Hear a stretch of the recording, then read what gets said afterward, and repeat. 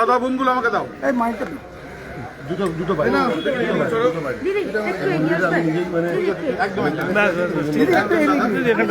একটু পেছনে আমরা সবাই পেছনে চলে আসো, আমরা সবাই একটু পেছনে ফোন আছে দেখো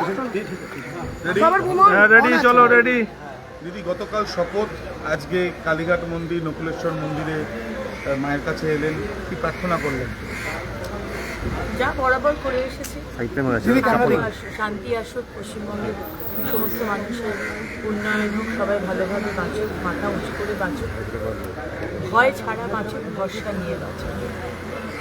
আমাদের মাননীয় প্রধানমন্ত্রী নরেন্দ্র মোদীজি, আমাদের মুখ্যমন্ত্রী সবাই ভালো থাকুক, তাদের মার্গদর্শনে আমরা মানুষের জন্য কাজ করি। আবার বলবো, সেবা করতে এসেছি, শাসন নয়। মুখ্যমন্ত্রী সহ মোট 6 জন যারা মহিলা প্রতিনিধি, আমাদের আমার শীর্ষ নেতৃত্ব মাননীয় প্রধানমন্ত্রী নরেন্দ্র মোদীজির আশীর্বাদ, মাননীয় গৃহমন্ত্রী অমিত ভাই শাহের আশীর্বাদ, আমার সম্মানীয় মুখ্যমন্ত্রী শুভেন্দু দা, যিনি সবসময় আমাদের পথ দেখিয়েছেন, বিধানসভার বাইরে ভিতরে হাতে ধরে কাজ শিখিয়েছেন। আমাদের সম্মানীয় অধ্যক্ষ মহোদয় দিলীপ দা, সুকান্ত দা এবং এখন সমস্ত সবার কন্ট্রিবিউশন।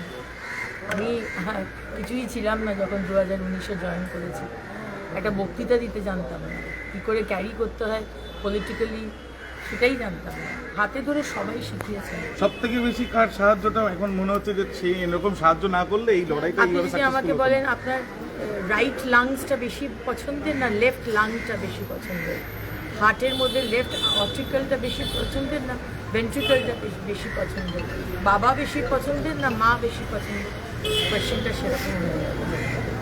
সবার কন্ট্রিবিউশন, সবার গুরুত্বই একই রকম।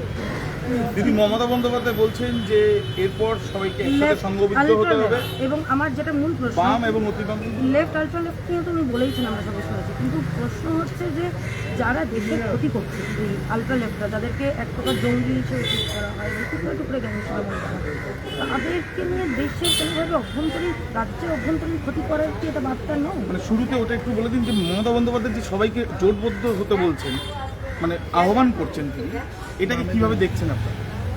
দেখুন, এখন আহ্বান করে কী হবে? ইন্ডিয়া অ্যালায়েন্স পার্টনারদের মধ্যে যে কোনো ইউনিটি নেই, সেটা সারা ভারতবর্ষের মানুষ জানে। আজকে ইলেকশন হওয়ার সাথে সাথে রেজাল্টও তখন বেরোয়নি। রাহুল গান্ধী বললেন যে আজকে বিজেপির এই উত্থান মমতা ব্যানার্জির জন্য হয়েছে। সুতরাং যে একে অপরকে দোষ দেয়, একে অপরকে নিচু করে, ছোট করে, যাদের নীতি আদর্শ বলে কিছু নেই, যারা শুধু সময় বিশেষে তাদের নীতি আদর্শকে বদলায়, তাদেরকে ভারতবর্ষের মানুষ বিশ্বাস করে না। আর মমতা ব্যানার্জি আলট্রা লেফটদের সমর্থন করবে, এটা আমি তো অবাক হচ্ছি না। যে মমতা ব্যানার্জি বিএসএফকে চটি ঝাঁটা লাঠি মেরে হাতা খুন্তি দিয়ে অ্যাটাক করতে বলে, যে মমতা ব্যানার্জি শেখ শাহজাহানের পাশে দাঁড়ায়, যে মমতা ব্যানার্জি পেহেলগাঁওতে প্রশ্ন করে, আমাদের বালাকোটে প্রশ্ন করে, আমাদের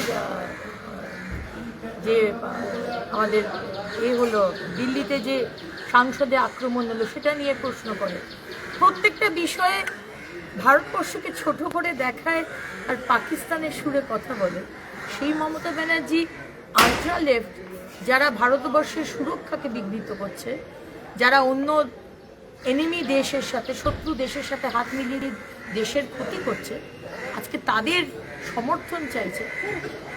উনি তো দেশপ্রেমী আমি কোনোদিন বলিনি, দেশ বিরোধী বলেছে। মমতা ব্যানার্জি, আপনি দেশ বিরোধী, দেশপ্রেমী। সুব্রত গুপ্ত মুখ্যমন্ত্রীর আত্মসহায়ক, মানে অ্যাডভাইজার হচ্ছেন, মাফ করবেন, অ্যাডভাইজার হচ্ছেন, এই খবর পাওয়া যাচ্ছে। এবং তার সাথে সাথে যারা যারা আত্মসহায়ক ছিলেন বিভিন্ন মন্ত্রীদের, তাদেরকেও বদলি করা হয়েছে। দেখুন, এটা সম্পূর্ণভাবে সিএমও এবং সম্মানীয় সিএমের ডিসিশন। এবং সুব্রত গুপ্তবাবু যেভাবে কাজ করেছেন, ইম্পার্শিয়ালি, আনবায়াসড, একজন অত্যন্ত দক্ষ অফিসার, উনি কোনো বায়াস নন, কিন্তু দক্ষ অফিসার।